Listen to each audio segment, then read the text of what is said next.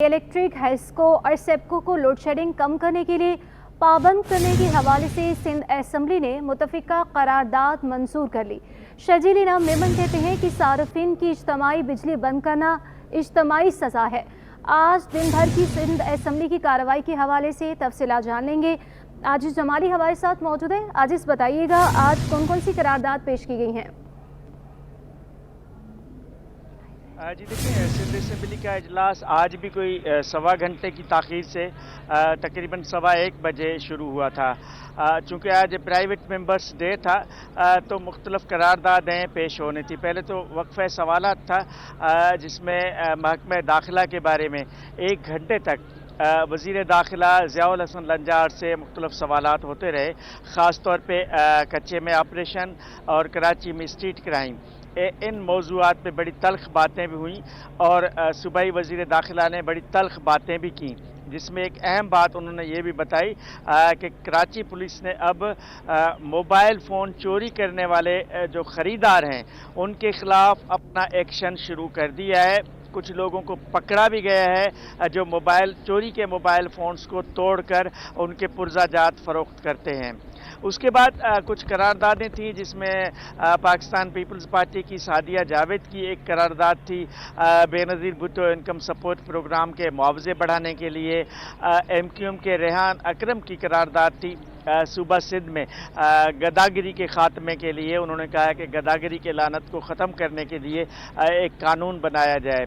जबकि peoples party की हीर सोऊ की करारदाद थी हेस्को और सेप्को के ख़िलाफ़। इसी तरह की एक करारदाद जमात इस्लामी के मोहम्मद फ़ारूक की थी के इलेक्ट्रिक पे। बाद में फिर हीर सोऊ ने अपनी करारदाद में तरमीम कर दी थी।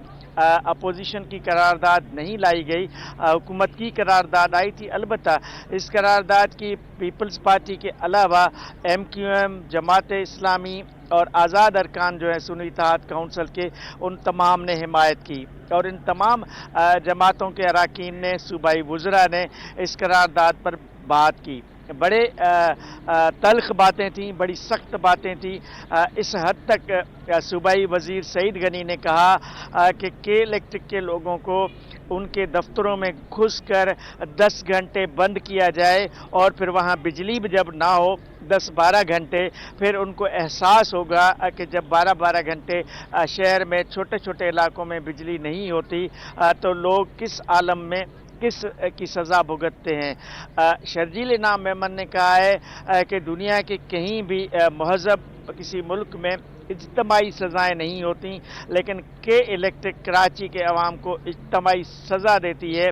अगर 500 घरों में से कोई 5 घर बिल अदा नहीं करते हैं तो ये 500 घरों की बिजली बंद कर देते हैं। ये दुनिया का कौन सा कानून है? उनके बकौल के ये पाकिस्तान के आइन के भी ख़िलाफ़ है और इसके ख़िलाफ़ अदालतों में जाना चाहिए। आइन से गद्दारी के मुतरादिफ है।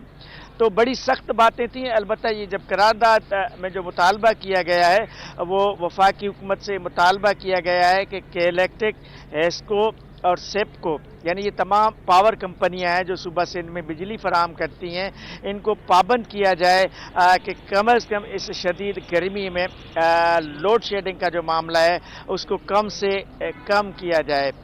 ये करारदाद ईवान में पेश हुई और फिर मुत्तफ़िका तौर पर मंजूर हुई। जहाँ तक इस तरह जो बेनज़ीर इनकम सपोर्ट प्रोग्राम पे करारदाद थी वो भी मुत्तफ़िका तौर पर मंजूर हो गई, उसकी भी किसी ने मुखालफत नहीं की।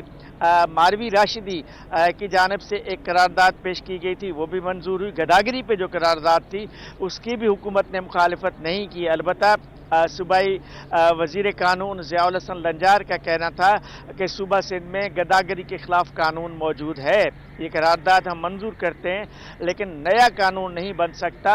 अलबत्ता गदागिरी को